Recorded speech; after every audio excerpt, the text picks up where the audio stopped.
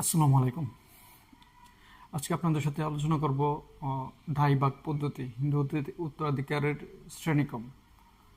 বাংলাদেশের প্রেক্ষাপটে একজন হিন্দু নাগরিক মৃত্যুর পর তার ত্যায্যকৃত বা রেখে যাওয়া সম্পত্তির পরবর্তীতে কে কে কোন শর্তে উত্তরাধিকার হবেন। প্রথমে যে আসে হলো পুত্র, তারপর দ্বিতীয়ত পুত্রের পুত্র, তৃতীয়ত পুত্রের প্রপুত্র,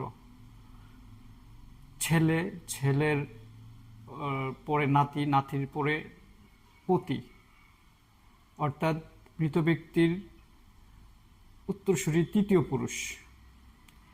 এই তিনজন যদি না থাকে সেক্ষেত্রে মৃত ব্যক্তির বিধবা স্ত্রী ওই সম্পত্তির জীবনসত্ত্ব লাভ করবে।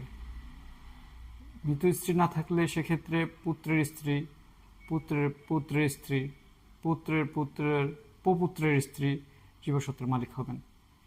ওনারাও যদি অনুপস্থিত থাকেন সেক্ষেত্রে মৃত ব্যক্তির কন্যা, কুমারী কন্যা, পুত্র সম্ভব বা কন্যা, পুত্রবতী কন্যা, কন্যার ছেলে, পিতা মাতা, ভাই,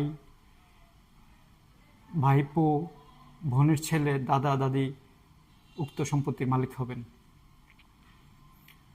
এখন কথা হলো, জীবসত্ত্ব পাওয়া মানুষটি যদি মৃত্যুবরণ করেন অথবা পুনরায় বিবাহ বন্ধনে আবদ্ধ হন সেক্ষেত্রে তার জীবসত্ত্বকৃত সম্পত্তি যার কাছ থেকে পেয়েছিলেন অর্থাৎ মৃত স্বামী, তার কাছে ফেরত গিয়ে সেটি ওই মানুষটির রেখে যাওয়া অন্যান্য ওয়ারিশ যারা তাদের কাছে ক্রমানুসারে বণ্টিত হয়ে যাবে।